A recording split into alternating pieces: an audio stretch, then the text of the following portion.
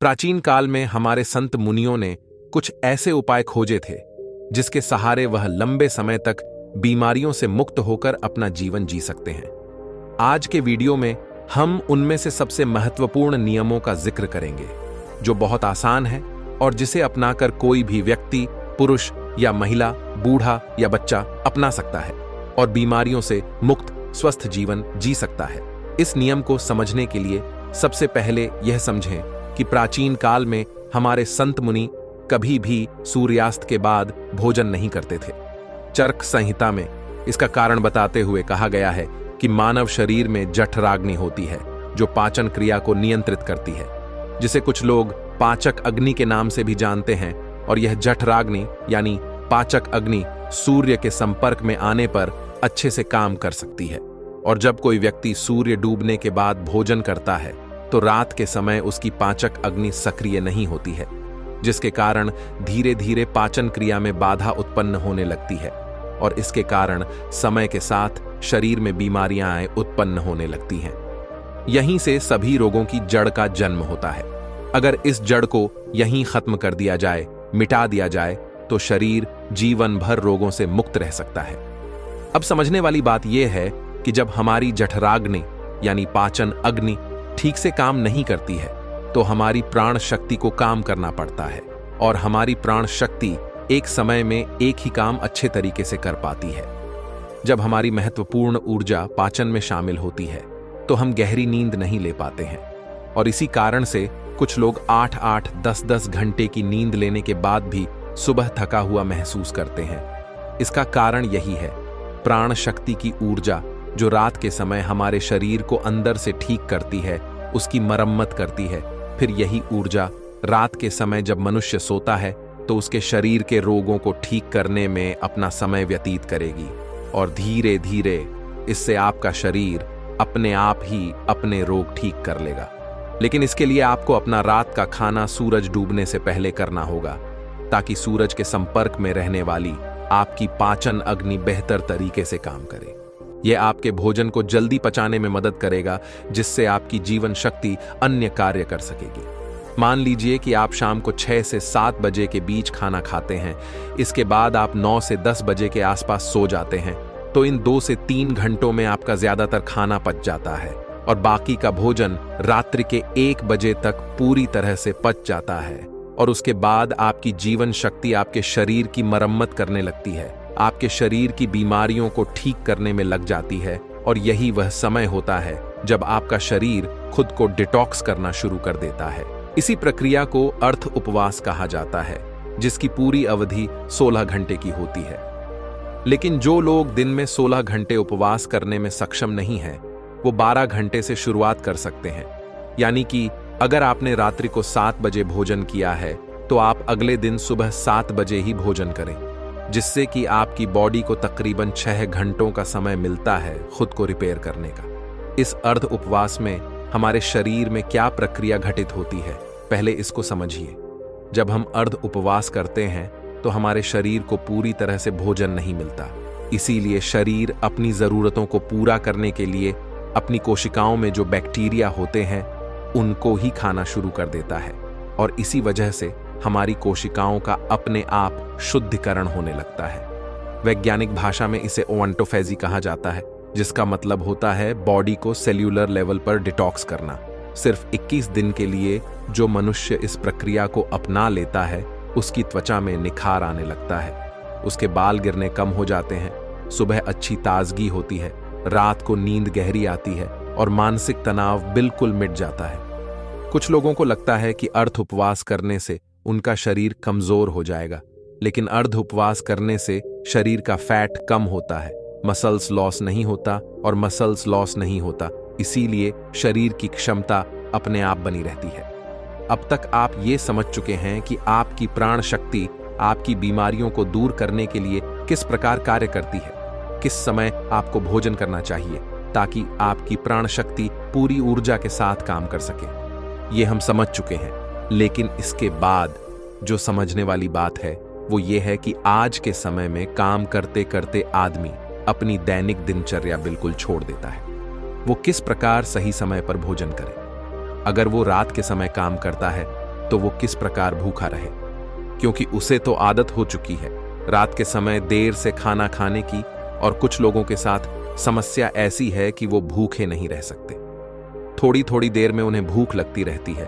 तो ऐसे लोग किस प्रकार इस प्रक्रिया का लाभ उठा सकते हैं? देखिए, अगर आप 16 घंटे का उपवास कर रहे हैं तो उसके लिए आपको बीच बीच में कुछ लिक्विड चाहिए, जिससे आपकी बॉडी भी हाइड्रेटेड रह पाए और आपके शरीर को डिटॉक्स करने की प्रक्रिया भी तेज हो जाए। शुरुआत में अगर आप अपना रात्रि का भोजन 7 बजे कर लेते हैं तो आपको 10 बजे तक भूख लगेगी ही लगेगी।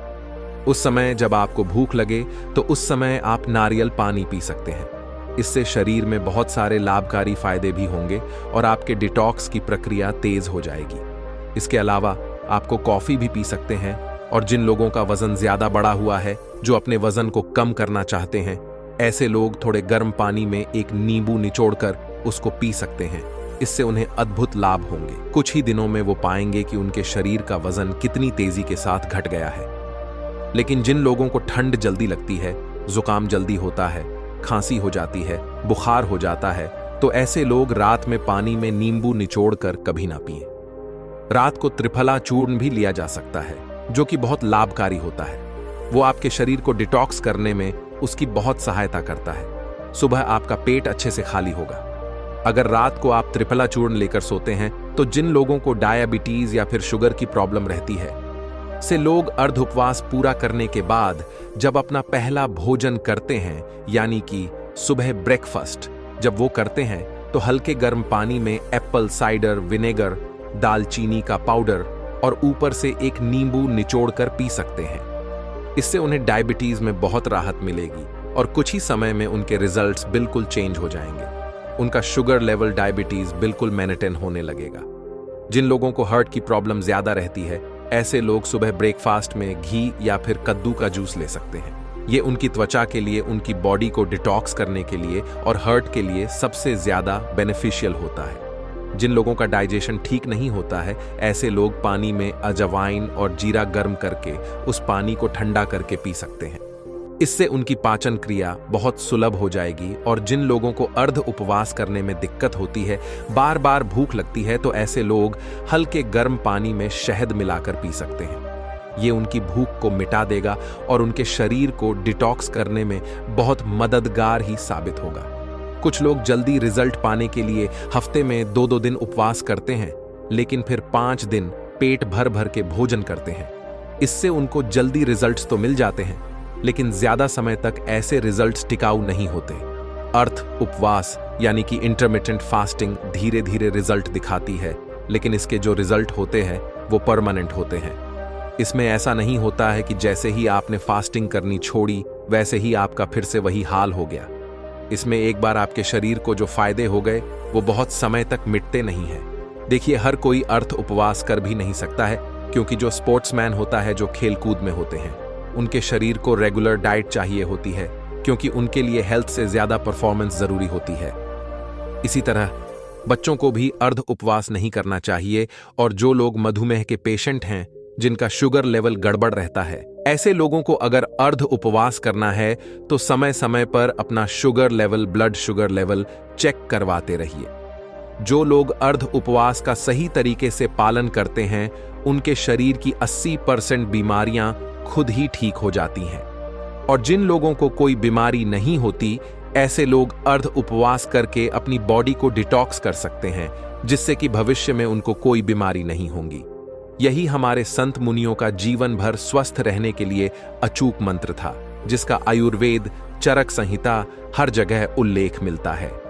चरक संहिता में अर्ध उपवास के साथ एक और नियम जोड़ा गया था, लेकिन वो आज के समय में संभव नहीं है। लेकिन फिर भी मैं आप लोगों के सामने उसका उल्लेख करना चाहता हूं। शायद कुछ लोग उसका पालन कर पाए, और अगर आप पालन कर पाते हैं या नहीं भी कर पाते हैं तो कमेंट सेक्शन में जरूर बताना। देखिए, पुराने समय में जो खाना पकता था वो मिट्टी के बर्तनों में पकता था, और यह बहुत जरूरी होता था कि उस खाने को पकाने के लिए उसमें वायु का स्पर्श हो, उसमें प्रकाश का भी स्पर्श हो, उसमें अग्नि का स्पर्श हो और उसमें मिट्टी का भी स्पर्श हो। उस समय मिट्टी का ही बर्तन होता था। अग्नि का स्पर्श खाने को पकाने के लिए दिया जाता था, और सूर्यास्त से अगर पहले खाना पकेगा तो उसमें प्रकाश का भी स्पर्श आ जाएगा और वायु का भी स्पर्श आ जाएगा, क्योंकि खाना प्रेशर कुकर में नहीं पकता था, खुले बर्तन में पकता था, जिससे वायु उसको स्पर्श कर सके।